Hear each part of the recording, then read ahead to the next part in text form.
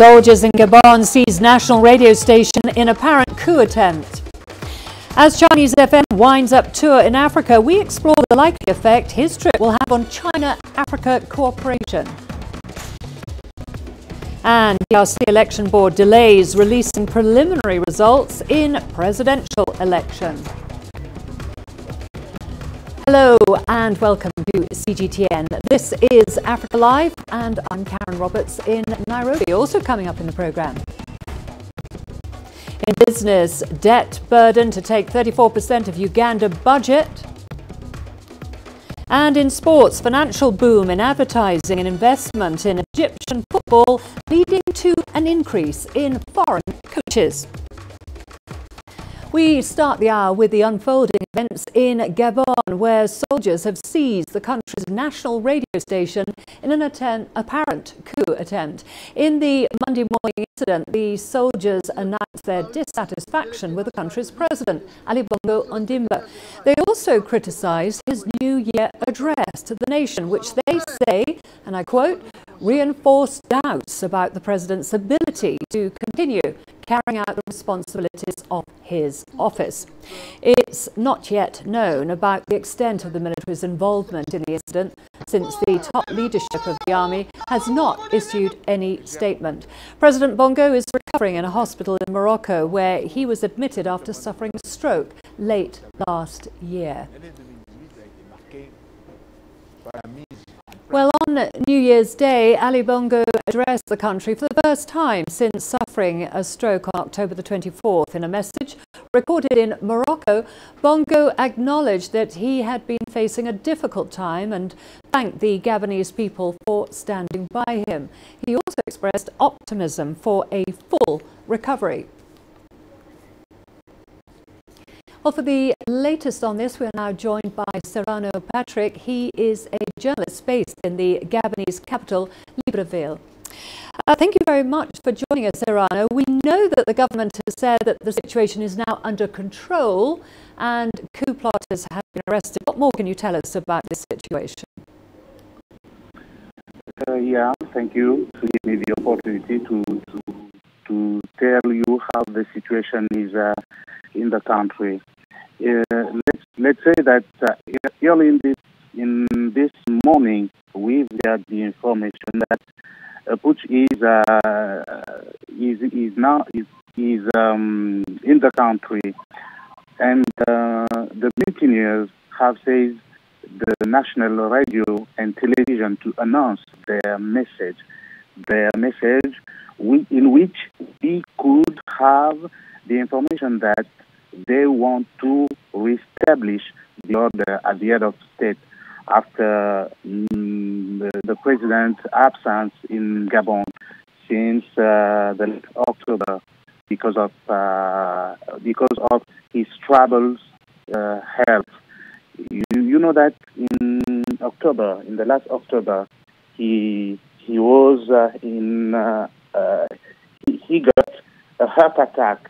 And since that time, the head of state is not at that time at Gabon. And Serrano, what has been the reaction from officials there and the locals too?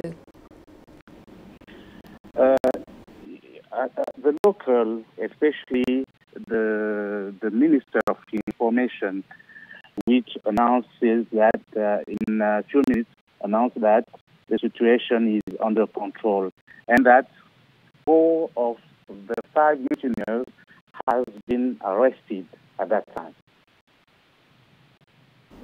Okay, thank you very much for your analysis. That was Serrano Patrick, a journalist based in the Gabonese capital, Libreville.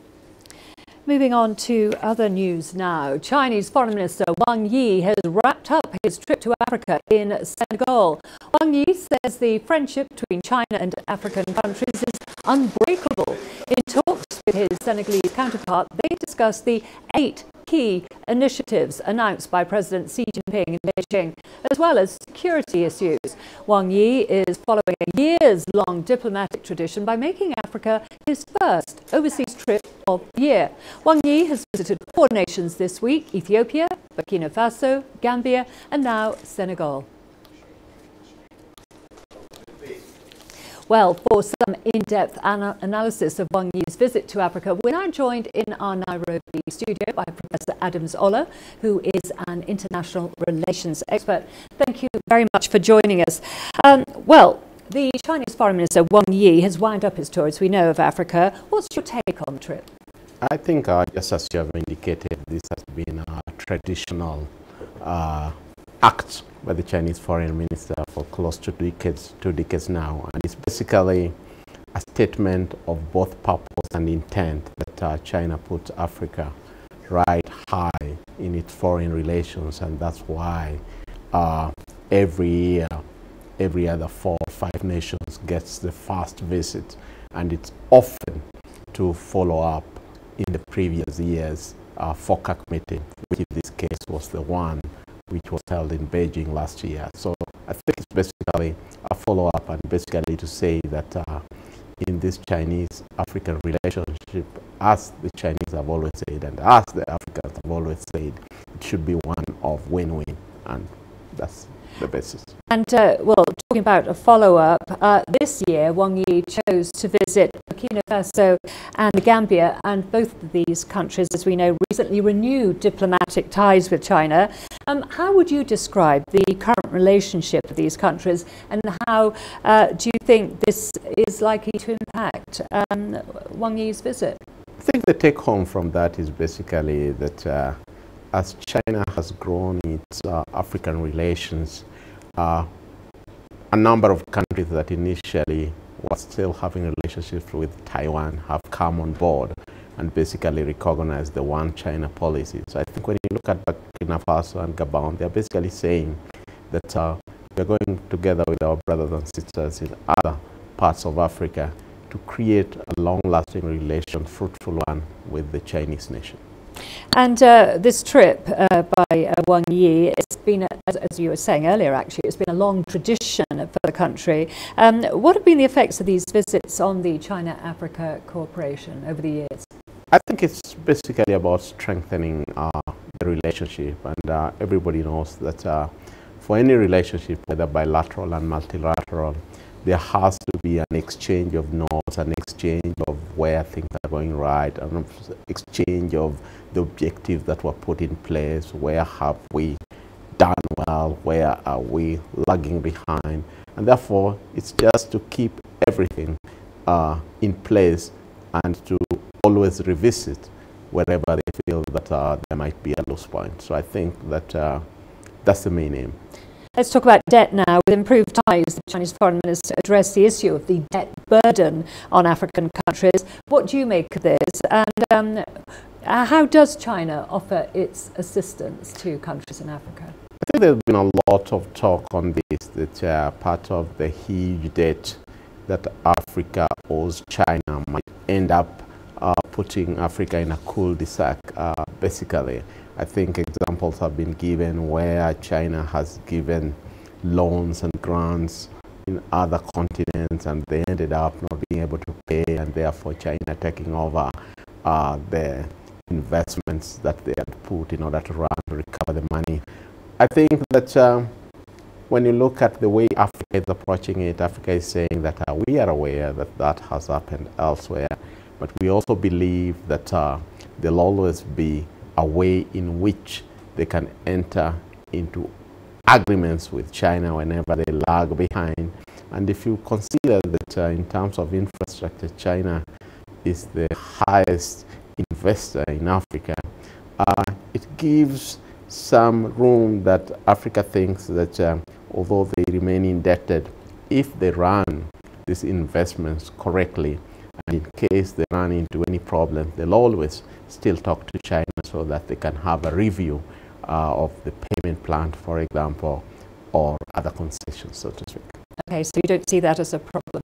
Well, it is a challenge, but I think that it's not a challenge that you can say that has no room for being revisited. But it is a challenge given the sense that elsewhere China has had to take over some investments in order to recover money. So okay. I believe that Africa looks at it and says that we can learn from those and revisit. All right, brilliant. Thank you very much for your analysis. That was Professor Adams Olo there, an international relations expert. Moving on to other news now, to the Democratic Republic of Congo, where the president of the Electoral Commission, Cornelia Nangaa, has not given a definite date for the publication of results of the presidential election.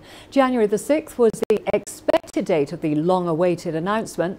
The CENI president said that the Electoral Board had only received 53% of the tallies by Sunday and called on the Congolese to remain patient for the final result. Three leading presidential candidates all say that their candidates have won. This delay is the latest setback in a poll to pick a successor to President Joseph Kabila, who has ruled the country since 2001.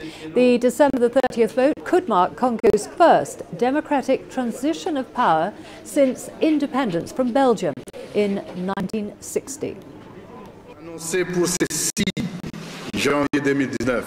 The planned announcement of provisional results for January 6, 2019 cannot go ahead as the compilation and transmission of tallies from different polling stations is still ongoing, not only for those going to the local compiling centers, but also to other legal bodies. On January 3rd, we had processed 20%, as I announced in my last news conference, and this now stands at 53%. As we wait for all the tallies, we ask the public to remain patient until the consolidation of all the data. If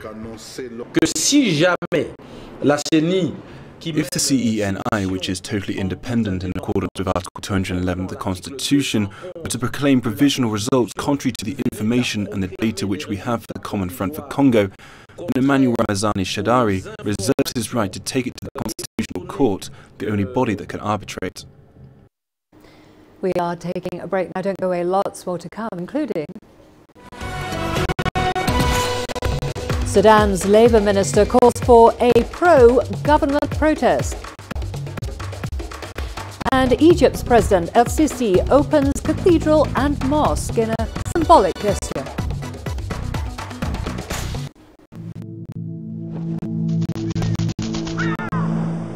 How will your world change today?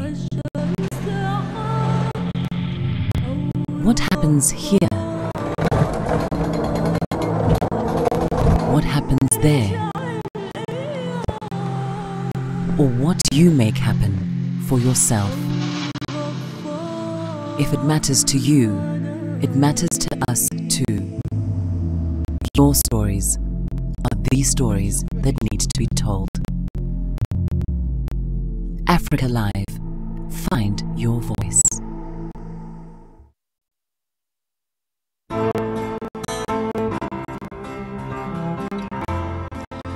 My home country lies at the foot of Africa, the southernmost tip of our beautiful continent, and the unique point at which two great oceans meet.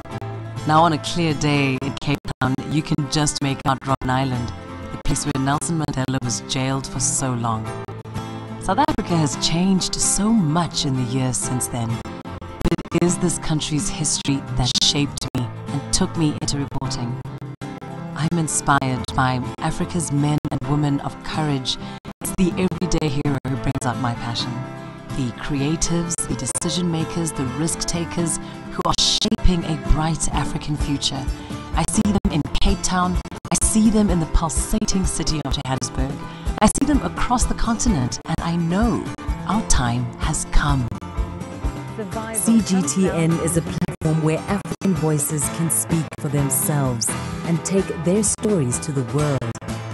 My name is Lindy Mtongana, and I'm a news anchor and reporter for CGTN.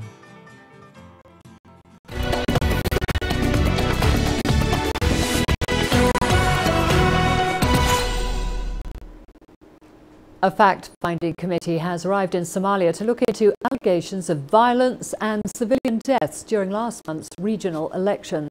Locals have welcomed the government's move. It comes days after Mogadishu expelled a top UN diplomat for raising the same issue. From Mogadishu, CGTN's Abdulaziz Bello has more. The newly elected Southwest Regional leader appointed the 7-member committee in a statement. Abdulaziz Laftagren says that the committee will investigate events that unfolded in Baidoa in the run-up to the elections that claimed the lives of 15 people. 3 days of violence rocked by Doha following the arrest of Mukhtar Robo Abu Mansour, a former Al-Shabaab deputy commander who was later blocked from contesting in regional polls. Weeks later, opinion remains divided regarding his arrest, but locals have welcomed an investigation into the deaths and the arrests of hundreds of demonstrators. We commend our president and support him.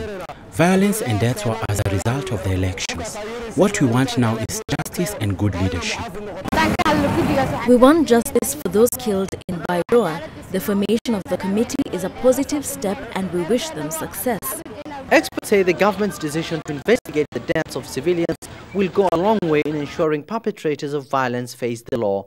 Among those killed included a regional lawmaker. The 7-member committee will have to come up with findings to analyse the events that took place in Baidoa and the arrest of Mukhtar Robo Abu Mansour before the elections. We hope the committee will provide its findings and this issue will be solved once and for all. Earlier this week, Mogadishu expelled Nicholas Haysom, the United Nations top diplomat to Somalia, after he raised concerns about the killings of protesters allied with ex-militant Islamist Mukhtar Robo. The UN chief Antonio Guterres is now expected to appoint a new representative in due course. No time frame has been given, but the 7-member committee is expected to provide answers to critical questions previously raised by the United Nations and other rights organizations. For now, former Al-Shabaab number 2 is still in government's custody and his fate remains unknown. Abdul Aziz Bilon, CGTN, Mogadishu, Somalia. To Sudan now, thousands have taken to the streets in the Sudanese capital, Khartoum. This is the latest protest in nearly 3 weeks. The protest began in December 2018, sparked by worsening economic conditions. Meanwhile, Sudan's Labour Minister Baha Idris has announced that a rally will be held on Wednesday to address the present crisis. President al-Bashir blames the country's problems on international sanctions and plots against what he calls its Islamic experience. The country has been facing a mounting economic crisis over the past year, led by an acute shortage of foreign currency. There will be a big rally held Wednesday at the Greenyard at 9 in the name of peace in Sudan. There will be as well talks about the committee and what was done during the past days at the national level and in different states of Sudan. U.S. Secretary of State Mike Pompeo is set to begin his 8-day trip to 8 Middle Eastern countries. They include Jordan, Egypt, the United Arab Emirates, Qatar and Saudi Arabia. The trip comes following the U.S. decision to withdraw troops from Syria. Pompeo is expected to assure the allies about the U.S. commitment. Washington also wants its allies in the Middle East to shoulder more of the burden in maintaining regional security. Another focus is to counter what the State Department calls Iran's destabilizing activities. An Egyptian police officer has died in a bomb explosion. The blast happened on Saturday night as he tried to defuse the device. It's the second blast in 2 weeks in the Egyptian capital, ahead of the Coptic Christmas celebrations. Authorities have now heightened security measures around churches. Here's Adel El-Mahrouhi with more. An improvised explosive device killed an Egyptian policeman who was trying to defuse it. More than one bomb were discovered on a rooftop of a building adjacent to a church in a slums area on the outskirts of the Egyptian capital. No group has claimed responsibility, which indicates that the recent attacks are held by new terrorist groups. There are some groups that are composed of mixed ideologies, from former Brotherhood supporters to jihadist extremists. It's the second bomb attack in 2 weeks Cairo has seen. Late last December, 4 were killed after a bomb targeted a Vietnamese tourist bus. These two attacks did not aim to inflict many casualties, as ISIL or Al-Qaeda attacks aim for. The target of these new groups is to create fear among the Egyptian society, to attack the national and religious harmony. In the tourist bus attack, they were hitting the whole tourism industry that Egypt relies on. The attack wants to disrupt the country and shake the economy. Meanwhile, as Egypt prepares to mark the Coptic Christmas, security measures have been heightened nationwide. Roads around churches have been blocked, and the security status has been raised to its highest alert. I don't think the Interior Ministry is dealing with such rising threats wisely. They are focusing on combating the Muslim Brotherhood. That may be partially necessary. However, it disregards the threat from these young groups that are operating independently. While the number of casualties during the holiday season has significantly dropped this year, the threat of further attacks have not entirely vanished. Egyptians find themselves celebrating Christmas once again concerned that an attack may find its way through the heavy security imposed. Ali Al-Mahroui, CGTN, Cairo. Well, Egypt's president on Sunday inaugurated a new cathedral for the Coptic Orthodox Church and one of the region's largest mosques. Abdel Fattah el-Sisi has made sectarian harmony a cornerstone of his rule, fighting Islamic militancy while advocating equality. The inauguration of the two places of worship was a highly symbolic gesture at a time when Islamic militants are increasingly targeting the country's minority Christians. Participants observed a minute of silence in memory of the fallen policeman. As an Egyptian citizen, I'm so glad to be here in this mosque, celebrating with my Muslim brothers, enjoying these moments. It is a historical moment which should be registered in the Egyptian history. Today we are celebrating the building of the cathedral and the Al Fattah Al-Ain Mosque. What we are doing and saying to ourselves is, we will not allow anybody to affect this. I don't want to say sectarian strife. I don't like this expression, because we are one, united, and we will remain as one. Now to your international news, the British Prime Minister is raising alarm if her Brexit deal is rejected, saying the country would be entering uncharted territory. Theresa May said Parliament will vote next week, despite reports that she may delay it. She's already postponed it once after it became clear she would lose without European Union assurances. May's Conservative Party remains divided. A sticking point includes the so-called Irish backstop, an insurance policy on the Irish border. In my view, there should not be a second referendum. Now, if Parliament says that's what should happen. Let's just look at what you're saying in terms of Parliament having a second referendum. As I said earlier, what we see in Parliament is some people who are advocating a second referendum because they want to stop Brexit. Now, we've also got some people, on the opposition, the chairman of the Labour Party, Ian Lavery, has said that this would be disrespectful to those people who went out and voted leave. It would divide our country. It would, I believe, and practically, actually, you couldn't get a referendum in time for the 29th of March. US President Donald Trump is standing firm over his demand for over $5 billion to fund a border wall with Mexico. He again insisted the wall is needed, but said it could be built from steel instead of concrete. Earlier, Trump threatened to use emergency powers to build the wall without congressional approval.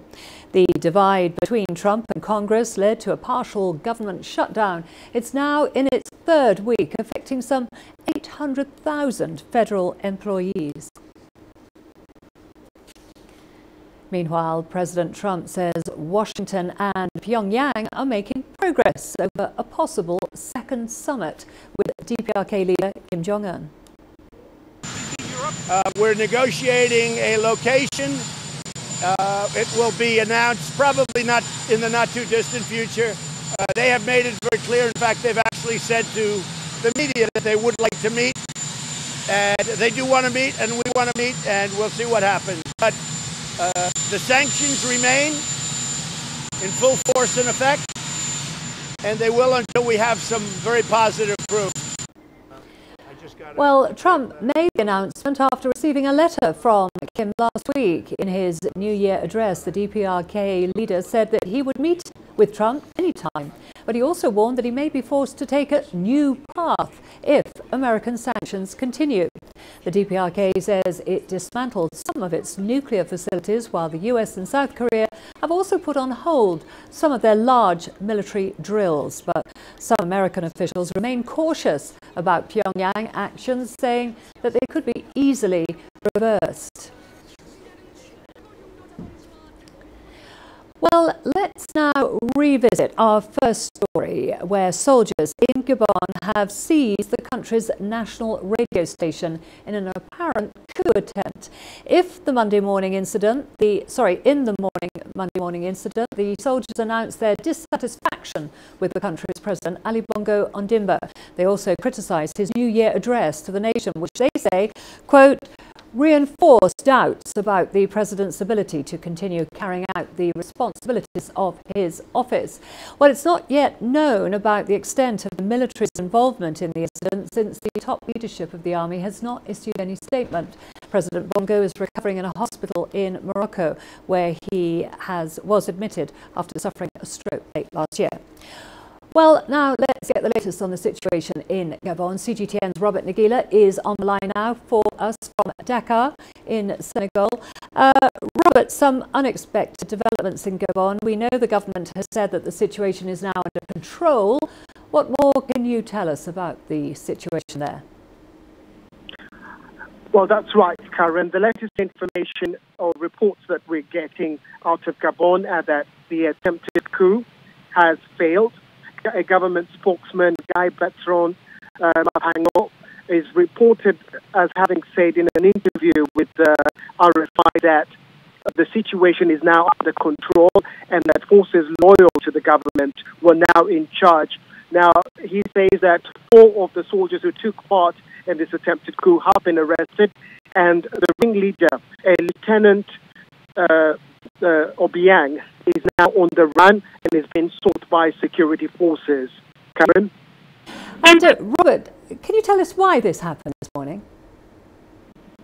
Well, we started getting reports early this morning that junior officers from the Guard of Honor, from the National Guard of Honor, have taken over a state radio and indicated that they were overthrowing the government. Now, the reasons they gave, they said that they were not happy with the leadership of the current president, who, as you reported, is recovering in a hospital in Morocco.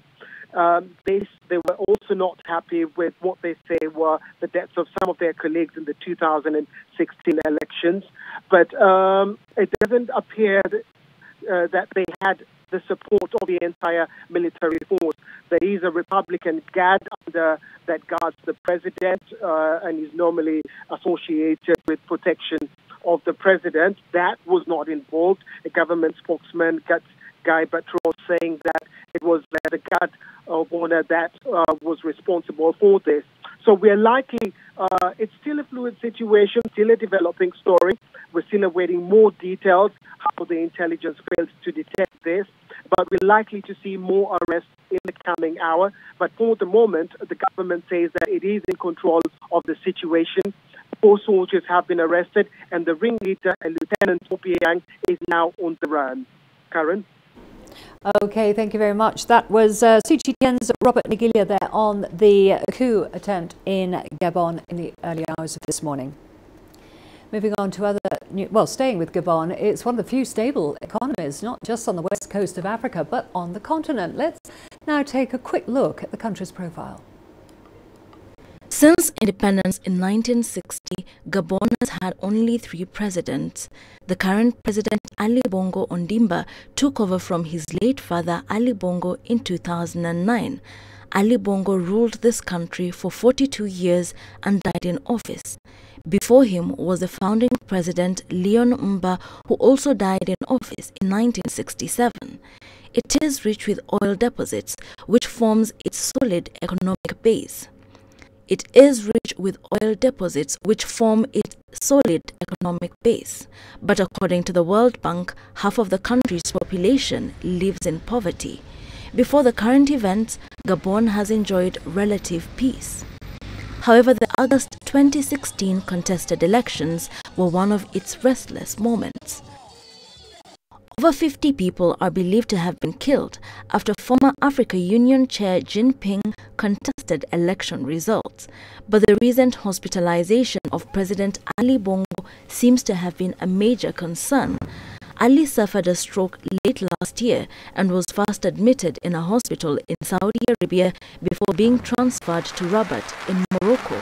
his health status has generated harsh debates in the country, with some raising doubts over his ability to lead.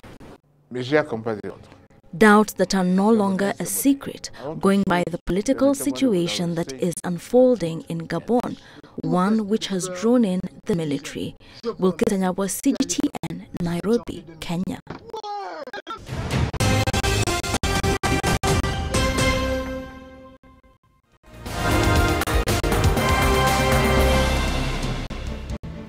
A recap of our top stories now. Chinese Foreign Minister Wang Yi has wrapped up his trip to Africa in Senegal. Wang Yi says the friendship between China and African countries is unbreakable. In talks with his Senegalese counterpart, they discussed the 8 key initiatives announced by President Xi Jinping in Beijing, as well as security issues. Wang Yi is following a years-long diplomatic tradition by making Africa his first overseas trip of the year. Wang Yi has visited 4 nations this week: Ethiopia, Burkina Faso, Gambia, and now Senegal. In the Democratic Republic of Congo, the president of the Electoral Commission, Corneille Nangaa, has not given a definite date for the publication of results of the presidential election. January the 6th was the expected date of the long-awaited announcement. The CNI president said that the Electoral Board had only received 53% of the tallies by Sunday and called on the Congolese to remain patient for the final result. And thousands have taken to the streets in the Sudanese capital, Khartoum. This is the latest protest in nearly 3 weeks. The protest began in December 2018, sparked by worsening economic conditions. Meanwhile, Sudan's Labour Minister Baha Idris has announced that a rally will be held on Wednesday to address the present crisis. And those are the top stories that we're covering for you.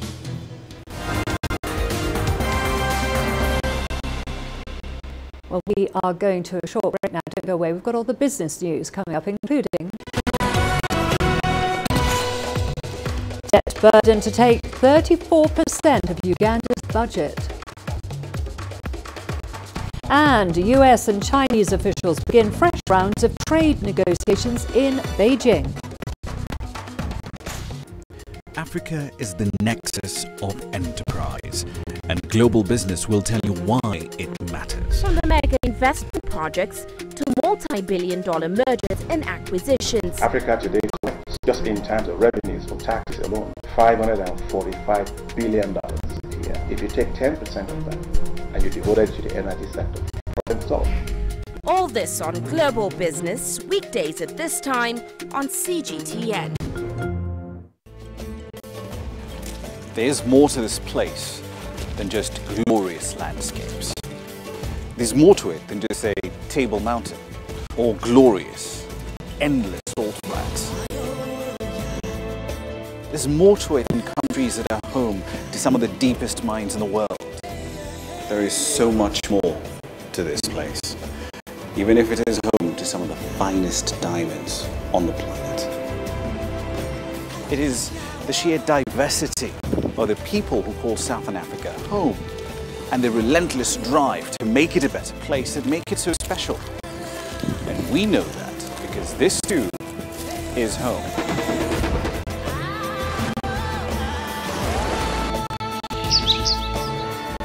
No one knows Southern Africa like we do. CGTN, see the difference.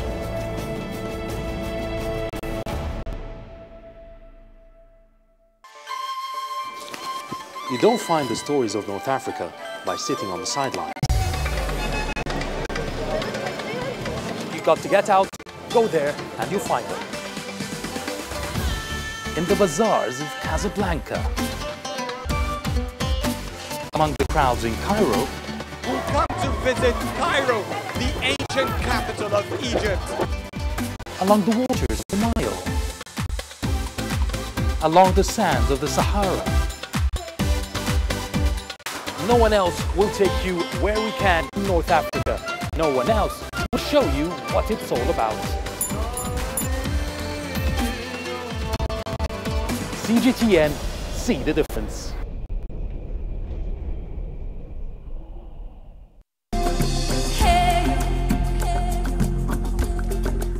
Accra is my kind of city. That's because when I'm here, I feel like I'm back home in Lagos or Abidjan, which are two of the major cities I grew up in.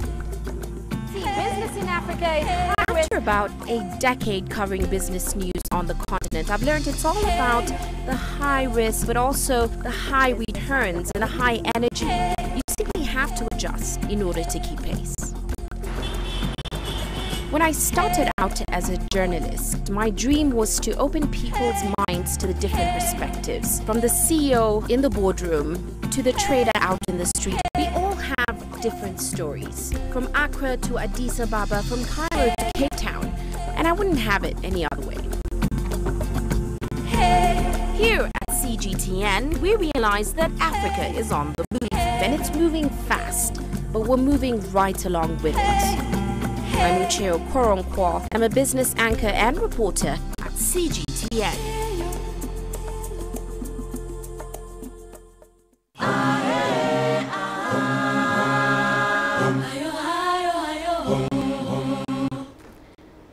In Uganda, the country's civil society budget advocacy groups has expressed worrying concerns over the nation's increasingly growing public debt.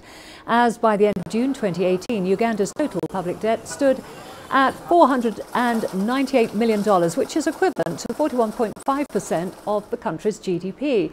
A recent audit has also shown that the country's debt levels increased by at least 22%. The group, however, says that 34% of Uganda's 2019-2020 fiscal budget will be spent on paying off the country's debt, which is slowly becoming unsustainable. Well, staying with Uganda, the country has increased its exports over the past year by over $350 million. Data from Bank of Uganda shows the value of exports rose from about $3.2 billion in the 2016-17 fiscal year to just over $3.5 billion in the following fiscal year. The growth is partly driven by the increasing reliance on Uganda for food supplies by the region, as CGTN's Michael Beleki now reports. Thomas Yiga prepares a consignment for export. Fresh foods, fruits and vegetables now comprise of Uganda's biggest export products in terms of volumes. What gives us an advantage is that our products are best or are good compared to what other countries produce. Yiga exports much of his fruits and vegetables to the European Union, Canada, the UK and recently the Middle East. We have the demands that we can't satisfy. For example, in Dubai, they need a lot of avocados. We take Oman, generally. We have Oman, Bahrain, and some other countries in the Middle East. So it's a growing market, and the exports generally are growing. Other key export products, according to figures from Bank of Uganda, include coffee, tea, sorghum, soap, vegetable oil, and fish. Despite the challenges of insecurity in South Sudan, the DR Congo and Burundi, Uganda is registering a significant increase in regional trade, largely with the East African Community partner states. Uganda is selling much of its corn and beans to its neighbors. The growth, according to trade experts, signifies the importance of regional integration. The EAC and COMESA, the regional market, has become strong for us. Two, that not only is it taking food and primary products, but we're exporting manufactured products. Trade experts say the export of value-added products is creating more jobs for locals, but also earning the country more money. Uganda is also looking to tap into new markets, such as China, to promote non-food products like tourism. Over the last 30 years and more, China has gotten more than 400 million people out of poverty. So their incomes have risen. And when incomes rise, this is an opportunity to also begin to travel, to go and relax and chill. And Uganda is one of the countries you want to come and chill in. However, as exports grow, Uganda's import bill remains significantly high, largely for the import of raw materials, but also cheap alternatives to locally manufactured products. But for exporters like Thomas Yiga, keeping the quality of their products is key in penetrating and maintaining their export markets. Michael Beleki, CGTN, Kampala, Uganda. Delegates from China and the United States are holding fresh rounds of trade negotiations in Beijing. The two-day meeting marks the first formal meeting since the pair agreed to refrain from any further tariffs for 90 days. The discussion is aimed at easing the bitter trade wars between the world's two largest economies. This comes amid rising concern about the impact of the trade tensions on the global economy. The U.S. delegation will be led by Deputy U.S. Trade Representative Jeffrey Gerish. Meanwhile, with just 2 months left, the tariff truce agreement between the two nations is expected to expire. So what has been accomplished in working towards a trade agreement between the world's two biggest economies? Here's CGTN's Jiang Shaoyi with the details. Beijing and Washington have kept in close communication since the two leaders agreed to a 90-day trade truce on December the 1st. Just days after the meeting between Presidents Xi and Trump, Chinese Vice Premier Liu He, U.S. Treasury Secretary Steven Mnuchin, and U.S. Trade Representative Robert Lighthizer discussed by phone on how to implement the truce. 3 days later, China announced a 3-month suspension of tariff hikes on U.S. cars and auto parts. The same day, the U.S. officially pushed back the scheduled date of a tariff rate increase on $200 billion worth of Chinese goods to March the 2nd. 5 days later, two sides conducted a phone conversation at the vice ministerial level. They exchanged views on issues such as the trade balance and strengthening intellectual property protection and made new progress. On December the 29th, the two leaders were on the phone again. They both expressed the desire for stable progress in ties. President Xi said he hoped they could reach an agreement beneficial to both as soon as possible, and President Trump tweeted that big progress was being made toward the deal. And a U.S. delegation led by Deputy Trade Representative Jeffrey Gerish is in Beijing for 2 days of face-to-face talks, which both sides hope will be positive and constructive. Jiang Shaoyi, CGTN. Well, we're going to a short break now. Don't go away. Lots more to come, including aid agencies in Somalia urged to help in curbing effects of climate change. Join us in Global Business and see Africa through our eyes. The greatest journeys, the greatest sights, the greatest adventures. Here in Panater, this weir allows the locals to walk on water. We're far more than just TV news. We're your passport to the wonders of Africa. To bring you stories of struggle, survival and hope.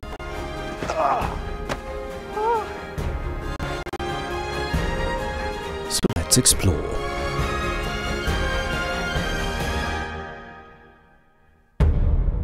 CGTN.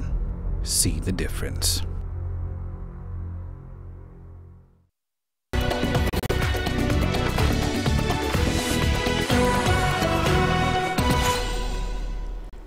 Humanitarian partners in Somalia have been urged to scale up funding to enable the Horn of Africa nation to overcome future climate challenges.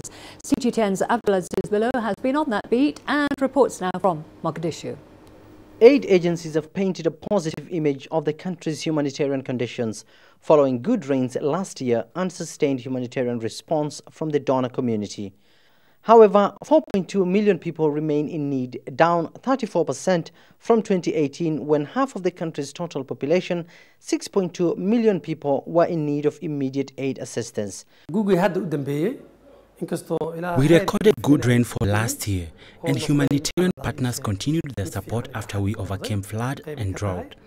This is how we've been able to improve the overall humanitarian situation. But 4.2 million remain vulnerable, and we are not out of danger. Experts have warned that early action is required to prevent deterioration in the north parts of the country, after Puntland and Somaliland recorded below average rainfall during the last rainy season. UN agencies have also warned that vegetation conditions has deteriorated in the two regions, prompting pastoralists to migrate in search of pasture and water. IDPs host communities. Women and children remain vulnerable, IDPs and host communities also. The government is trying its best, and what we need now is to ensure resilience programs take effect to ensure future shocks can be overcome. A new offensive in southern Somalia is also expected to create mass displacement as allied forces advance towards the agricultural-rich Middle Juba region, one of Al-Shabaab's last remaining strongholds. Internally displaced persons account 2/3 of the total number of displaced persons who live in difficult circumstances in most urban centers, lacking multiple basic services. Authorities have been urged to ensure that pastoralists and farmers overcome future shocks and are not forced to move from their respective regions. In the past, famine has claimed thousands of lives here in the country, as harsh climatic conditions continue to pose a serious challenge to millions each year. Climate change and destruction of forest cover has also been blamed for causing harm to the African nation with forged documents, the latest in government's efforts to address the root causes of bad weather patterns in the East African nation. Abdul Aziz Bilo, CGTN, Mogadishu, Somalia. To South Africa now, where a recreation club founded by a British mining magnate is seeking to rebrand. The Rand Club, which is located in Johannesburg's city centre, is considered a relic of South Africa's colonial and apartheid past. The Rand Club was founded in 1887 by British mining magnate Cecil Rhodes. With its imposing columned facade, it was the favourite venue for businessmen and gold prospectors looking to strike deals and socialise. Alicia Thompson now seeks to reposition the struggling club while preserving its heritage. I grew up in Johannesburg. I frequented the city. I used to see this building that I was not allowed to enter. It was this haloed ivory tower, and I didn't know what happened inside this building. And I attended a wedding here in 2010, and I couldn't believe that this gem was withheld from us, you know, for all my life. Thompson has seen the number of full-time members grow to nearly 500 after years of decline. Over the years, the club's fortunes have reflected the mixed fortunes of the surrounding streets. The club is becoming a lot more relevant and a lot more accessible to more people, taking advantage of our location as well in Joburg, because there's a lot of renewal in the city. So the club has attracted people from all walks of life. It's not just stuffy businessmen anymore. It's not just, you know, bullish miners anymore. The club's transformation policy over the years could give it an edge over its competitors. And the beautiful things about it, you get to network with all these people that you wouldn't necessarily meet in your day-to-day life. You meet all kinds of characters.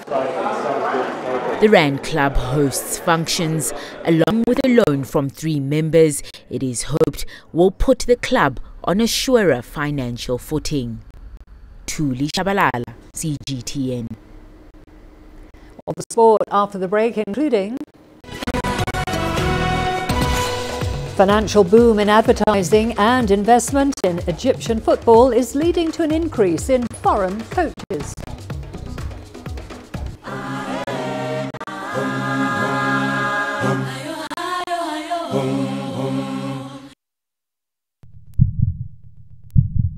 Africa, where champions are made, records are broken, legends are born. We're there for every goal, for every knockout, for every step of the way. Match Point, only on CGTN.